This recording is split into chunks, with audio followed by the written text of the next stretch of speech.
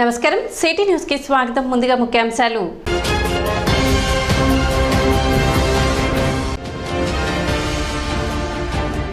Tractor ప్రమాదంలో గాయపడిన క్షతగాత్రులను పరామర్శించిన మాజీ మంత్రి ఆలపాటి రాజేంద్ర ప్రసాద్.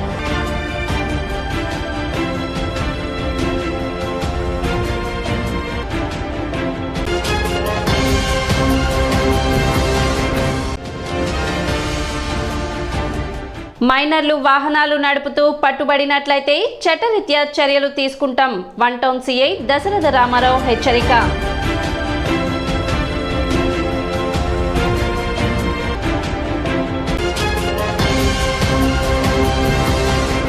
ఎరువుల వినియోగంలో అనవసరపు ఖర్చులు తగ్గించేందుకు రాష్ట్ర ప్రభుత్వం రైతు భరోసా కేంద్రాల్లోనే భూసార పరీక్షలు చేయించుకునే ఏర్పాటు కల్పించిందని తెనాలి మండల వ్యవసాయ అధికారి ప్రేమ్ సాగర్ తెలిపారు.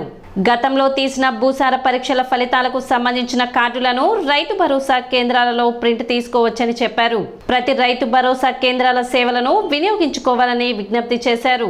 ఎంత కావాలా రైతులకి ఎరువులు మాత్రం పోయినసారి చేసినట్టే ఎక్కడ ఇబ్బంది లేకుండా, ఎటువంటి చిన్న పొరపాటు లేకుండా రైతు భరోసా కేంద్రాల ద్వారా మీకు సత్వరంగా ఎరువులను అందిస్తామని వ్యవసాయ శాఖ ద్వారా, జిల్లా వ్యవసాయ శాఖ ద్వారా కూడా పై వాళ్ళు కూడా చెప్పి ఉన్నారు. కాబట్టి ఎరువులకి మీరు దిగులు పడాల్సిన అవసరం లేదు. రైతు భరోసా కేంద్రాల ద్వారా మీకు ఎరువులు సరఫరా చేస్తాం. కాబట్టి ఈ చిన్న చిన్న మెలకులు చేసి భూమిని సారవంతం చేసుకోవాల్సిందిగా కోరుకుంటున్నాం. తర్వాత రైతు భరోసా కేంద్రాల్లో పోయినసారి చేపట్టిన భూసార పరీక్ష కార్డుల ఫలితాలను ఆయా రైతు భరోసా కేంద్రాల ద్వారా మీరు ప్రింట్ తీసుకోవచ్చు. కాబట్టి మీకు ఇంతకుముందు సేకరించి మా రైతు భరోసా కేంద్ర సిబ్బంది 25 మందికి 30 మందికి అట్లా సేకరించున్నారు. వాళ్ళ ద్వారా మీరు భూసార పరీక్ష ఫలితం కార్డు తీసుకుంటే దాంట్లో ఉండే నమూనా గ్రామం మొత్తం మీదకి వస్తుంది. కాబట్టి రైతు సోదరులందరూ గమనించవలసిందిగా కోరుకుంటూ విరివిగా రైతు భరోసా కేంద్రాల ద్వారా సేవలు వినియోగించవలసిందిగా కోరుకుంటూ సెలవు. పట్టణ ఎన్ఆర్ఐ డిగ్రీ కళాశాలలో data valley American company boot camp and hackathon కార్యక్రమం నిర్వహించారు. డిగ్రీ చివరి సంవత్సరం చదువుతున్న విద్యార్థులకు కంపెనీ గత వారం రోజులుగా 80 ట్రాక్స్ పై శిక్షణ ఇచ్చి శనివారం వారందరినీ 20 టీములుగా విభజించి లాటరీ పద్ధతిలో మొత్తం 80 ట్రాక్స్ నుండి 20 ట్రాక్స్ ను ఇచ్చి వారి ప్రతిభ ఆధారంగా బహుమతులను అందజేశారు.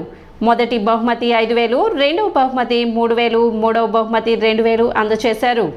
ప్రతిభ కనబరిచిన వారికి కంపెనీలో ట్రైనింగ్ అండ్ ప్లేస్మెంట్ ఇవ్వనున్నట్లు కంపెనీ ప్రతినిధులు తెలిపారు. మీరు అందరూ కూడా ఆల్మోస్ట్ 4 కంప్లీషన్ చేశారు. వీటిలో ఏ దాంట్లో చూసినా కూడా సెమిస్టర్ 1 కానీ 1 కానీ, సెమిస్టర్ 1-2 కానీ, సెమిస్టర్ 2-1, 2-2 దేంట్లో చూసినా కూడా ఎన్ఆర్ఐ డిగ్రీ కాలేజీ నాగార్జున యూనివర్సిటీలో 333 కాలేజెస్ ఉన్నప్పుడు మరి ఎప్పుడు పాస్ పర్సంటేజ్ పరంగా ఫస్ట్ ప్లేస్లో కంటిన్యూ అవుతూ వచ్చాము. రాబోయే రోజుల్లో కూడా ఇదే పాస్ పర్సంటేజ్ మరి డెఫినెట్గా కంటిన్యూ అవుతామని అనుకుంటున్నాను. దీంట్లో కంటిన్యూ అవడమే కాకుండా బిఎస్సి కంప్యూటర్స్లో కావచ్చు, బీకామ్ కంప్యూటర్స్ కావచ్చు, బీసీఏ కావచ్చు, కంప్యూటర్స్ మెయిన్ సబ్జెక్ట్గా ఉన్నటువంటి స్టూడెంట్స్ ఆల్మోస్ట్ మంచి పాస్ పర్సంటేజ్లో మీరున్నారు. అంటే థియరిటికల్గా చాలా పర్ఫెక్ట్గా ఉన్నారు. కానీ ప్రాక్టికల్ ఓరియంటేషన్లో టెక్నికల్గా కోడింగ్ లాంగ్వేజ్ రాయడంలో కానీ మనం లాస్ట్ 1 వీక్గా డేటా వాలీ వాళ్ళు సుమారుగా 80 టాస్క్లు ట్రైనప్ చేశారు. బట్టి మొత్తం కూడా లాస్ట్ 8 డేస్లో 80 టాస్క్లు నేను అందరి చేత ట్రైనింగ్ చేశాను. ఆ 80లో ఈరోజు 20 టాస్క్ మీద మరి కండక్ట్ చేయడం జరిగింది. దాంట్లో నేను శాంతన గారితో మాట్లాడినప్పుడు వారు చెప్పింది ఏంటంటే డిగ్రీ స్టూడెంట్స్ ఆల్మోస్ట్ ఇంజనీరింగ్ స్టూడెంట్స్తో ఈక్వల్గా చేశారంటే ఎస్పెషల్లీ 10 టీమ్స్ బాగుంది, 8 టీమ్స్ అయితే కనుక చాలా బాగుందండి అన్నారు. అంటే 8 టీమ్స్ మనకి నాలెడ్జ్ పరంగా మనం ప్రాక్టికల్ ఓరియంటేషన్లో కూడా బాగా పర్ఫార్మెన్స్ చేయగలిగామని అర్థం. కార్యక్రమంలో NRI educational CEO CH Uma Maheswara Rao, principal Lazar Babu, data valley technical director Sambasiva Rao, junior కళాశాల principal Krishna Reddy, school principal Kishore తదితరులు పాల్గొన్నారు.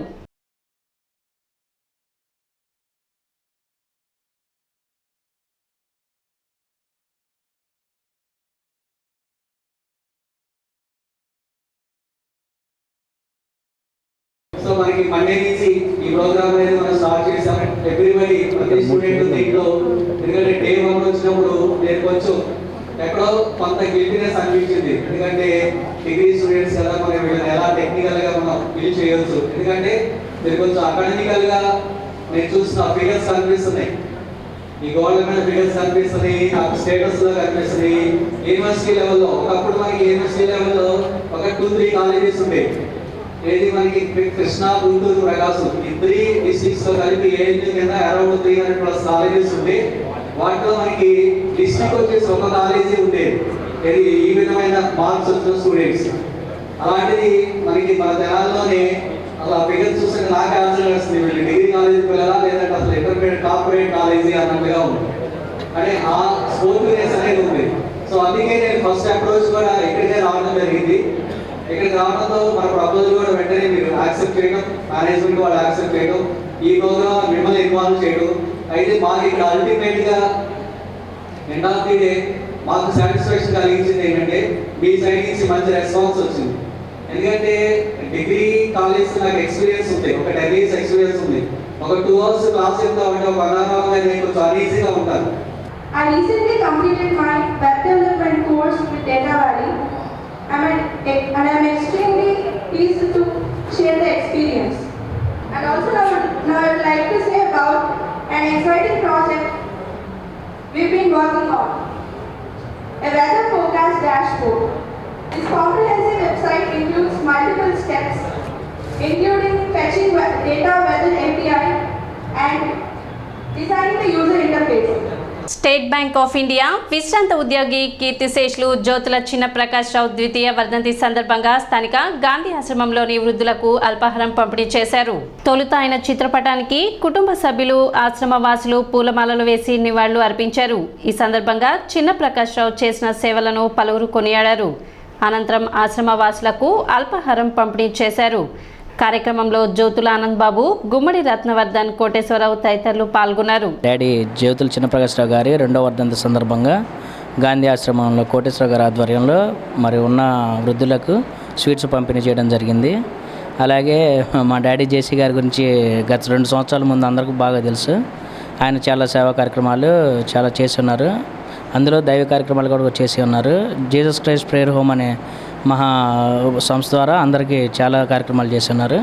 అలాగే మేము 2 సంవత్సరాలు ట్రై చేసాం, కానీ ఈ సంవత్సరం నుండి కొంచెం బాగా చేయడానికి ట్రై చేస్తున్నాం. జీసస్ క్రైస్ట్ ప్రేయర్ హోమ్ ద్వారా మొన్న ఈస్టర్ పండుగప్పుడు సండే స్కూల్ పిల్లలకి బైబిల్స్, ఆ దేవుడి పుస్తకాలు అవి ఇచ్చాము. ఇప్పుడు మళ్ళీ మేము ఇలాంటి కార్యక్రమాలు ఇంకా కొనసాగించాలని కోరుకుంటున్నాం. అమ్మవారి కొలుపుల్లో ఉత్సాహంగా పాల్గొని తిరిగి వస్తున్న సమయంలో అనుకోని ప్రమాదంలో తీవ్ర గాయాల పాలైన సంఘటన రేపల మండలం కామరాజుగడ్డ వద్ద చోటు చేసుకుంది.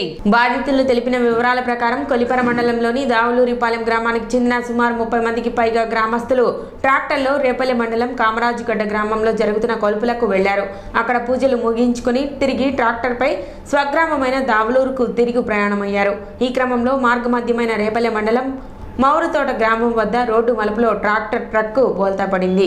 ఈ ప్రమాదంలో ట్రక్కులో ఉన్న వారిలో 12 మందికి స్వల్ప గాయాలు కాగా మరో 6గురికి తీవ్ర గాయాలు అయ్యాయి. వారిని రేపల్లె ప్రభుత్వ వైద్యశాలకు తరలించి ప్రథమ చికిత్స అందించారు. తిరిగి మెరుగైన వైద్యం అందించేందుకు తెనాలి ప్రభుత్వ వైద్యశాలకు తరలించారు. వారిలో కొందరి పరిస్థితి విషమంగా ఉండటంతో వారిని గుంటూరు జీజీహెచ్కు రిఫర్ చేశారు.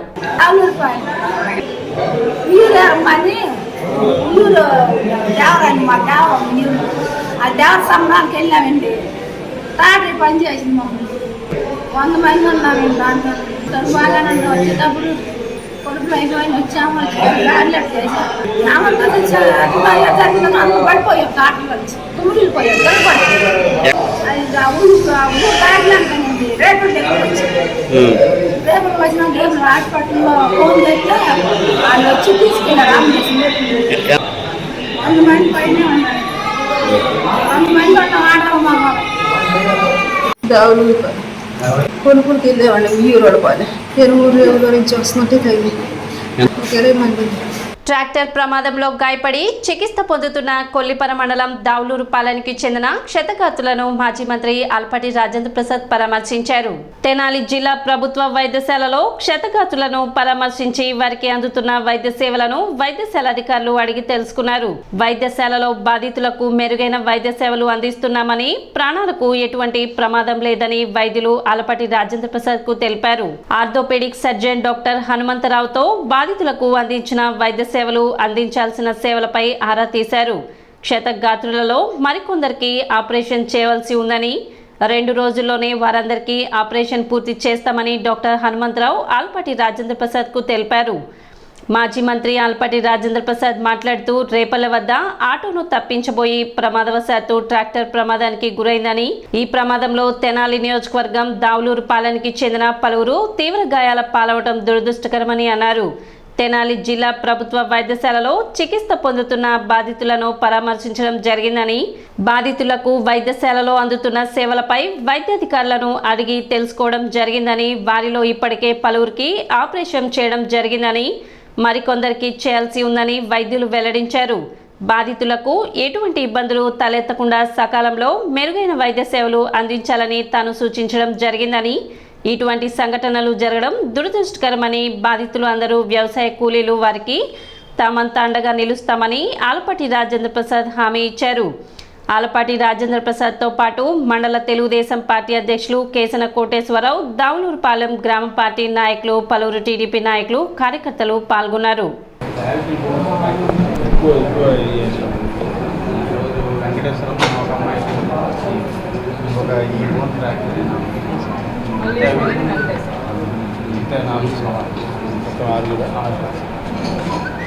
అంటే స్టేబుల్గానే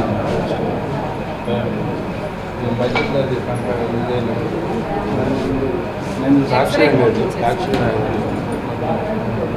దావులూరుపాలెం కొల్లిపర మండలం వీళ్ళ దేవర్ దగ్గరికి వెళ్ళి వస్తూ ఉన్న సందర్భంలో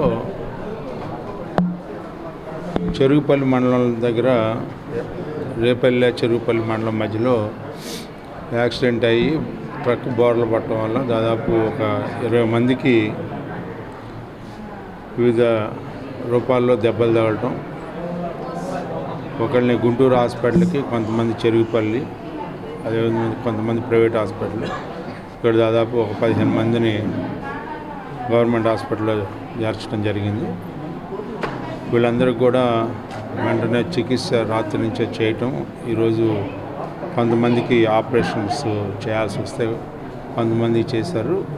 మిగతా వాళ్ళు ఇంకో 3 సోమవారం నాడు చేస్తారు. అందరికీ కూడా వెంటనే చికిత్స చేయిస్తూ ఉన్నాం. అందరూ కూడా కోలుకుంటారు. ఎవరికి కూడా ఫ్రాక్చర్స్ అయినాయి కానీ మేజర్ ప్రాబ్లమ్స్ ఏం లేవు. ఏమన్నా కూడా వెంటనే రెక్టిఫై చేయమని చెప్పి డాక్టర్స్కి వీళ్ళందరికీ సూచనలు ఇవ్వడం జరిగింది. డాక్టర్స్ కూడా ఇమ్మీడియట్గా రెస్పాండ్ అయ్యి ఎవరికి ఏది అవసరమైందో వాళ్ళకి ఆ నేపథ్యంలో వైద్యం అందిస్తూ ఉన్నారు. మెడిసిన్స్ ఇవన్నీ కూడా ప్రాపర్గా అందేలాగా చూడమని చెప్పి చెప్పడం జరిగింది. హాస్పిటల్ వారికి మంచి వైద్యాన్ని ఇవ్వాలి అని చెప్పి కోరటం జరిగింది. అదేవిధంగా వాళ్ళందరూ కూడా స్పందిస్తున్నందుకు ధన్యవాదాలు తెలుపుకుంటూ, మరి ముఖ్యంగా వీళ్ళందరికీ కూడా రోజువారీ పనులు చేసుకునే వాళ్ళు, తర్వాత చిన్న చిన్న రైతులు, వీళ్ళందరూ కూడా కుటుంబాలకి చిన్న పిల్లవాడి దగ్గర నుంచి పెద్దవాళ్ళందరి దగ్గరికి కూడా దెబ్బలు తగలటం చాలా బాధాకరం. త్వరలో కోలుకోవాలని చెప్పి ఆ భగవంతుని ప్రార్థిస్తాం. మైనర్లు వాహనాలు నడుపుతూ పట్టుబడినట్లయితే వారిపై చర్యలు తీసుకోవడం జరుగుతుందని పట్టణ 1 టౌన్ సిఐ దశరథ రామారావు తెలిపారు. ముఖ్యంగా యువత ర్యాష్ డ్రైవింగ్ చేస్తున్నారని అటువంటి వారిపై కేసులు విధించడమే కాక కోర్టుకు హాజరుపరచనున్నట్లు తెలిపారు. ప్రజలకు ఇబ్బందికరంగా ఉండే విధంగా ఎక్కువ శబ్దం వచ్చే సైలెన్సర్లు, హారన్లు వినియోగిస్తున్నారని అటువంటి వారిపై చర్యలు తీసుకుంటామని చెప్పారు. మైనర్లకు తల్లిదండ్రులు ద్విచక్ర వాహనాలు ఇవ్వరాదని దశరథ రామారావు విజ్ఞప్తి చేశారు. తెనాలి టౌన్లో 1 టౌన్ ఏరియాలో ముఖ్యంగా యూత్ లైసెన్స్ లేకుండా వాహనాలు నడపడం, అదేవిధంగా ఒక వాహనం మీద 3 లేదా 4 కూడా వెళ్తూ ఉన్నారు. అదేవిధంగా లైసెన్స్ లేకుండా ఉంటూ ఉన్నాయి, సరైన రికార్డులు కూడా లేవు. ఇటీవల కొన్ని బండ్లు కూడా మేము సీజ్ చేయడం జరిగింది. మైనర్లకి బండ్లు ఇచ్చి పంపడం కూడా తల్లిదండ్రులు చేస్తున్నారు. ఈ విధంగా చేయటం చట్టవిరుద్ధ నేరం. ఎంఈ యాక్ట్ రూల్స్ ప్రకారం కానీ యాక్ట్ ప్రకారం కానీ నేరంగా పరిగణించబడతాయి. కనుక పేరెంట్స్ అందరికి కూడా విజ్ఞప్తి, మైనర్ బాలికలకు కానీ బాలురికి కానీ మీ వాహనాలు ఇవ్వద్దు దయచేసి. ఏదైనా ప్రమాదం జరిగితే చాలా మూల్యం చెల్లించుకోవాల్సి వస్తుంది. కనుక తల్లిదండ్రులందరికీ విజ్ఞప్తి, మీ పిల్లలు మేజర్ అయిన తర్వాతే వాళ్ళకి బండి హ్యాండ్ ఓవర్ చేయాలి. అది కూడా వ్యాలిడ్ లైసెన్స్ పొంది మీరు వాహనాన్ని అప్పచెప్పాలి. అంతేగాని వాళ్ళు ఏదో బయటికి వెళ్ళొస్తామని చెప్పేదే వాళ్ళ మాట కాదని లేక మీరు బండి ఇచ్చారంటే ఏదైనా యాక్సిడెంట్ జరిగినా, ఏదైనా ప్రమాదం, ఇంకేదైనా ఎవరినన్నా సెల్ఫ్ యాక్సిడెంట్ జరిగినా చాలా మూల్యం చెల్లించుకోవాల్సి వస్తుంది. కనుక తల్లిదండ్రులకు విజ్ఞప్తి చేస్తున్నాను. అదేవిధంగా యూత్కి కానీ వారికి కూడా సూచనలు ఇస్తున్నాను. ఈ యొక్క మోటార్ వెహికల్కి విపరీతమైన సౌండ్ వచ్చే విధంగా, ఇతరులు ఇబ్బంది కలిగే విధంగా సౌండ్లు వేసుకుంటూ వెళ్తున్నారు. అలాంటిది కూడా సౌండ్ పొల్యూషన్ కిందకు వస్తుంది. ఎంఈ యాక్ట్ రూల్స్ ప్రకారం కానీ యాక్ట్ ప్రకారం కానీ దాని మీద కూడా చర్యలు తీసుకునే రైట్స్ పోలీసుకి కానీ అదేవిధంగా ఆర్టీఓ డిపార్ట్మెంట్కి కానీ ఉంది. పట్టణంలో ఫుడ్ సేఫ్టీ అధికారులమంటూ వ్యాపారులను ఫోన్లో బెదిరిస్తున్నారని వ్యాపారులు అప్రమత్తంగా ఉండాలని హోటల్స్ అసోసియేషన్ రాష్ట్ర నాయకులు ఈదర వెంకట పూర్ణచంద్ కోరారు. ఓ వ్యక్తి పట్టణంలోని హోటల్ స్వీట్ షాప్లకు ఫోన్ చేసి లైసెన్స్లు తీసుకోవాలని, గతంలో తీసుకొని ఉంటే రెన్యువల్ చేసుకోవాలని, లేకుంటే భారీగా ఫైన్ చెల్లించాల్సి ఉంటుందని బెదిరిస్తూ డబ్బులు వసూలు చేస్తున్నట్లు తమ దృష్టికి తీసుకువచ్చారన్నారు. అతను ఫుడ్ సేఫ్టీ స్పెషల్ స్క్వాడ్ సభ్యునిగా చెబుతున్నారని, ఇప్పటికే కొందరి వద్ద నగదును కూడా వసూలు చేశారని, గత నెలలో కూడా ఇదే తరహాలో వ్యాపారులకు ఫోన్లు రావడంతో పట్టణ 2 టౌన్ పోలీస్ స్టేషన్లో ఫిర్యాదు చేసినట్లు వెల్లడించారు. శుక్రవారం కూడా కొందరు వ్యాపారులకు ఇదే తరహాలో ఫోన్లు కూడా వచ్చాయని, ఈ నేపథ్యంలో వారు అసోసియేషన్ను సంప్రదించినట్లు వెల్లడించారు. 8639618189 నెంబర్ నుంచి ఫోన్ వచ్చినట్లు చెప్పారని, వ్యాపారులు తొందరపడి మోసపోవద్దని హెచ్చరించారు. ఘటనపై స్థానిక ఫుడ్ సేఫ్టీ అధికారులకు సమాచారం ఇచ్చామని, అలాగే పోలీసులకు కూడా ఫిర్యాదు చేయనున్నట్లు వెంకట పూర్ణచంద్ తెలిపారు. సిటీ న్యూస్ ముగించే ముఖ్యాంశాలు మరోసారి.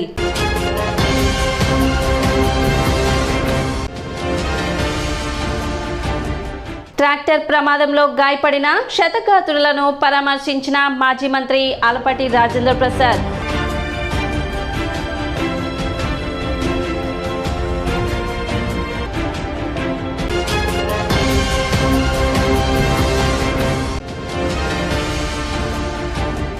మైనర్లు వాహనాలు నడుపుతూ పట్టుబడినట్లయితే చట్టరీత్యా చర్యలు తీసుకుంటాం. 1 టౌన్ సిఐ దశరథ రామారావు హెచ్చరిక.